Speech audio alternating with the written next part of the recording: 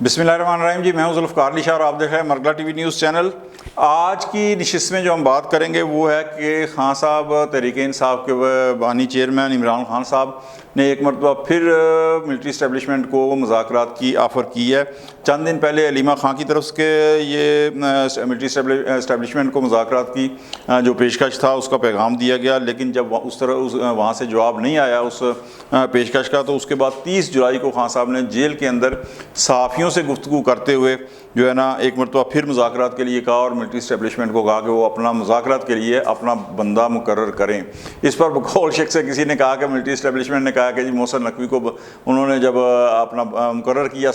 مذاکرات کے لیے تو خان صاحب نے کہا نہیں، یہ تو فوج کا بندہ ہے۔ یہ بہرحال لیکن آج ہم بات کریں گے کہ آخر خان صاحب کیوں انہوں نے یو ٹرن لیا اور کیوں وہ بار بار جو ہے نا ملٹری اسٹیبلشمنٹ سے مذاکرات کی بات کر رہے ہیں، جبکہ پہلے ان کا یہ ویو نہیں تھا۔ کبھی کبھار ہوتا تھا لیکن پہلے وہ یہ ویو نہیں تھا۔ تو آج اسی پہ گفتگو کریں گے کہ آخر کیا وجہ ہے کہ عمران خان صاحب جو ہیں وہ بار بار ایک طرف سے ریئیکٹ نہیں بھی آ رہا، یعنی وہ جو پیشکش کرتے ہیں اس کا کوئی جواب نہیں آتا، اس کے باوجود وہ بار بار جو ہے ملٹری اسٹیبلشمنٹ کو مذاکرات کی پیشکش کر رہے ہیں۔ تو اس پر آج گفتگو کریں گے۔ اس پیشکش پر حیرت اس لیے ہے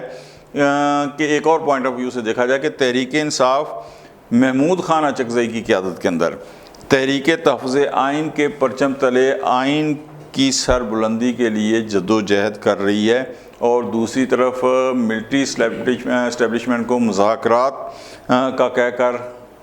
آئین کی سربلندی میں چار چاند بھی لگا رہی ہے۔ یعنی آپ اگر یہ دیکھیں کہ ملٹری اسٹیبلشمنٹ سے اگر مذاکرات کا کوئی بندہ کہتا ہے تو آئین کے اندر اس کی کہاں گنجائش ہے، اور دوسری طرف وہ تحریک تحفظ آئین جو ہے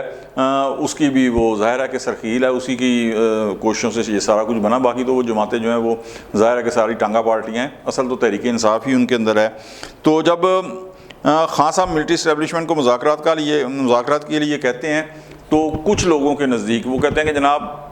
خان صاحب جو ہیں وہ دوسرے سیاستدانوں کو تو اس پائے کا اپنے پائے کا سیاستدان سمجھتے ہی نہیں ہیں، یعنی وہ کوئی ان کو ویلیو دینے کو تیار ہی نہیں ہوتے۔ وہ کہتے ہیں کہ یہ میرے برابر کے ہیں ہی نہیں، نہ شہباز شریف، نہ زرداری صاحب، نہ کوئی اور جو بھی ہے، تو وہ کہتے ہیں کہ نہیں یہ میرے پائے کے نہیں ہے، میں ان سے کیوں مذاکرات کروں، ٹھیک ہے۔ لیکن ہمارے خیال کے اندر وہ جو کچھ لوگ کہتے ہیں کہ وہ دوسروں کو یہ نیچا دکھاتے ہیں، تو اس میں حقیقت نہیں ہے، اس لیے کہ وہ دوسروں کو اگر نہیں کرتے آفر مذاکرات کی، اوکے اٹس اوکے ٹھیک ہے، لیکن دو چیزیں ہیں۔ ایک یہ کہ مولانا فضل الرحمان صاحب کو ملا ڈیزل سے لے کے عزت مآب مولانا فضل الرحمان تک جو انہوں نے سفر طے کیا ہے، تو 8 مرتبہ تحریک انصاف جو ہے وہ ان کے در دولت پہ جا چکی ہے، لیکن مولانا فضل الرحمان یا جمعیت علماء اسلام کا وفد ایک مرتبہ بھی تحریک انصاف کے پاس یا ان کے دفتر میں یا ان کے پاس نہیں آیا مذاکرات کے لیے۔ تو اگر بات نیچا دکھانے کی ہے تو کہ جی میرے پائے کا نہیں ہے، تو وہ مولانا فضل الرحمان صاحب سے کیوں جا کے بار بار مل رہے ہیں، یہ بہرحال ایک جو ہے وہ علیحدہ ہی موضوع ہے۔ لیکن بات ایک اور ہے کہ دنیا بھر کے اندر اور پاکستان کے اندر بھی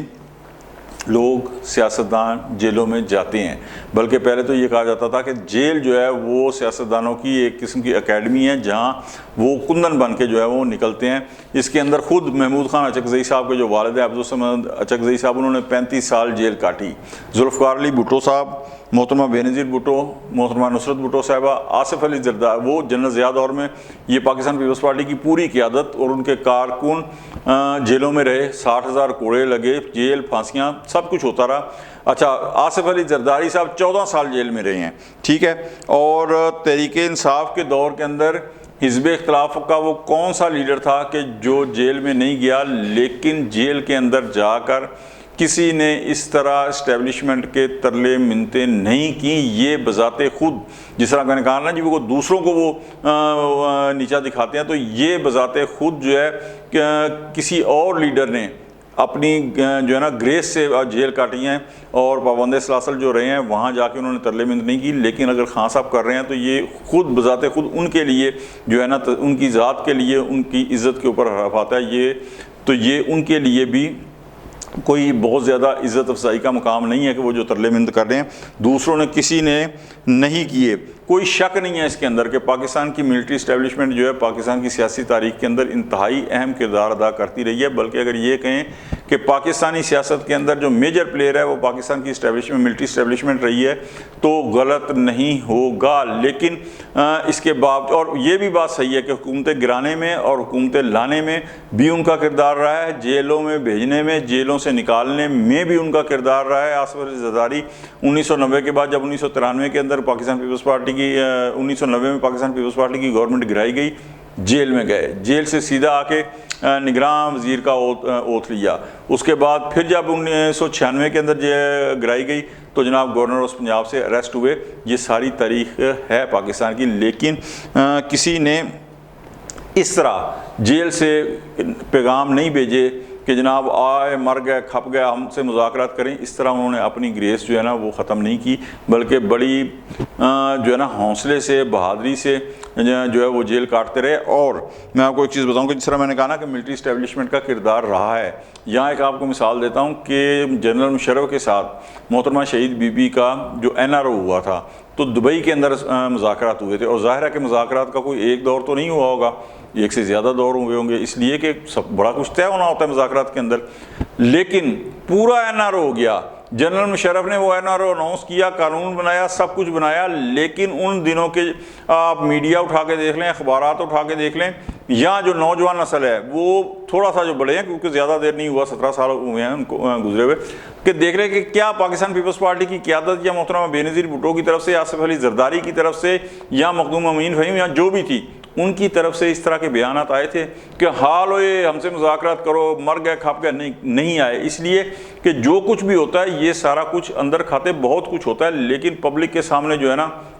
اپنے یہاں کپڑے نہیں اتارے جاتے کہ بھائی جان آؤ دیکھ لو ہم کیا ہیں، اس طرح نہیں ہوتا، سب کچھ ہوتا ہے لیکن اس کا ایک طریقہ ہوتا ہے۔ سیکنڈلی آپ کو ایک چیز یہ بتاؤں کہ اگر آپ نے ملٹری اسٹیبلشمنٹ سے مذاکرات کرنے ہیں تو پھر اس کے لیے ماحول بھی بنایا جاتا ہے۔ جس طرح سیاسی جماعتیں کیا کہتی ہیں، تحریک انصاف خود کیا کہتی ہے، ماضی میں کیا کہتی رہی ہے کہ جناب اگر گورنمنٹ نے ہم سے مذاکرات کرنے ہیں تو اس کے لیے ماحول بھی بنائے۔ یہ کون سے مذاکرات کا طریقہ ہے کہ ہمارے کارکن بھی جیلوں میں جا رہے ہیں اور ہم سے اسے مذاکرات کی پیشکش کی جا رہی ہے، اس طرح مذاکرات نہیں ہوتے۔ تو اگر تحریک انصاف نے ملٹری اسٹیبلشمنٹ سے مذاکرات کرنے ہیں تو اس کے لیے جناب پھر ماحول بھی بنایا جاتا ہے، پھر 9 مئی جیسے واقعات نہیں کیے جاتے۔ اور چلیں 9 مئی تو ہو گیا، اس کے بعد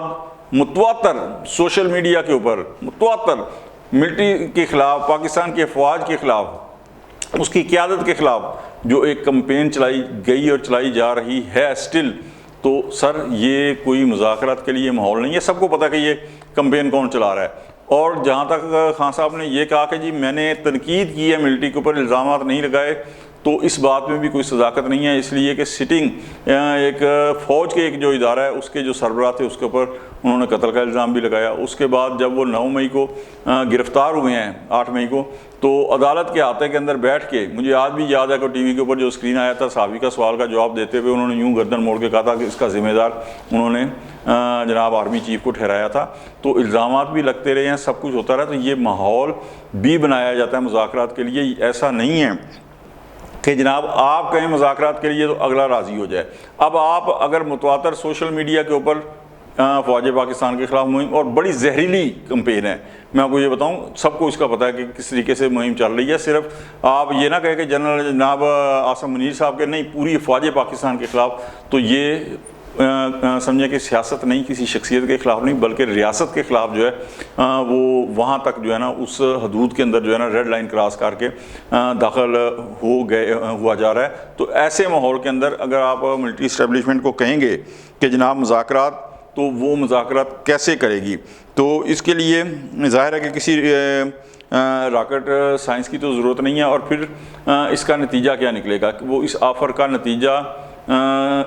جو نکلے گا اسے اگر آپ چند دن پہلے جو DGISPR کی پریس کانفرنس ہوئی تھی تو انہوں نے بغیر کسی ابہام کے بڑے واضح انداز میں کہا تھا کہ جناب یہاں تو 9 مئی کے واقعات کے اوپر آپ معافی مانگیں، یا پھر یہ ہے کہ انہوں نے کہا کہ جی مذاکرات تو پھر ہم سے نہیں، یہ سیاسی جماعتیں سیاسی جماعتوں سے کرتی ہیں۔ تو یہ جو آفر کا نتیجہ نکلنا ہے وہ بھی DGI-SPR نے بتا دیا۔ لیکن پھر وہ مین سوال کہ جو سب سے پہلے ویلا کے شروع میں کیا تھا کہ آخر عمران خان جو ہے وہ کیوں بار بار آفر کر رہے ہیں مذاکرات کی، تو اس حوالے سے جو باخبر ذرائع ہیں، جو اندر کی خبریں دینے والے ہیں، وہ یہ بتا رہے ہیں کہ جناب عمران خان کو خدشہ یہ ہے کہ اب چونکہ 9 مئی کے واقعات کو 1.25 سال سے اوپر گزر چکا ہے، تو وہ جو ایک پروسیس ہے وہ چل رہا ہے، تو انہیں یہ خدشہ ہے کہ انہیں سول سے ملٹری کورٹ کے اندر جو ہے نا یہ سارے مقدمات ٹرانسفر ہو جائیں گے اور انہیں ملٹری کے حوالے کر کے تو فوجی عدالتوں کے اندر مقدمات چلیں گے، اور وہ ظاہر ہے آپ کو پتہ ہے کہ بڑے اسپیڈی ہوتے ہیں، تو وہاں سزا دی جائے گی۔ بے شک ان کے خلاف اپیلیں ہوں گی، لیکن وہ ایک ظاہر ہے کہ لمبا پروسیس ہوگا اور بڑا تلخ اور تکلیف دہ جو ہے نا وہ مراحل ہوتے ہیں۔ وہاں پہ اگر ملٹری کی تحویل میں ہوں گے تو وہاں پہ کوئی 9 سیل نہیں ملیں گے، وہاں پہ آپ کو یہ جتنی سہولتیں ہیں نا لگی ہوئی کہ چاہے جناب جم بھی مل رہا ہے آپ کو، جوگنگ کے لیے ٹریک بھی مل رہے ہیں، اور جناب آپ کو ایئر کولر بھی، یہ ساری چیزیں، اور دیسی گھی کے جو ککڑ کڑا ہے یہ بھی نہیں ملیں گی، تو ظاہر ہے وہ ایک بڑا تکلیف دہ مرحلہ ہوگا۔ تو جو اندر کی خبریں دینے والے ہیں، جو سرگوشیاں ہیں، وہ یہ ہیں کہ جناب عمران خان صاحب کو یہ خدشہ ہے کہ انہیں ملٹری تحویل میں دے کے فوجی عدالت کے اندر اب 9 مئی کے جو ہے مقدمات چلا کر سزا نہ ہو جائے، اس لیے وہ یہ آفر دے رہے ہیں۔ تو یہ ساری چیزیں ابھی تک کی جو اپڈیٹ ہیں وہ یہ ہیں۔ اگر آپ کو ہماری ویڈیو اچھی لگے تو لائک کر دیں اور دوستوں تک شیئر بھی کر دیں، اور ہمارے چینل کو سبسکرائب کر دیں اور بیل آئیکن کے بٹن کو لازمی دبا دیں تاکہ نئی آنے والی ویڈیوز جو ہیں وہ آپ تک پہنچ سکیں۔ آج تک اتنا ہی، انشاءاللہ ملتے ہیں اگلے ویلاگ میں، اس وقت تک کے لیے ذوالفقار علی شاہ کو اجازت دیں۔ اللہ حافظ۔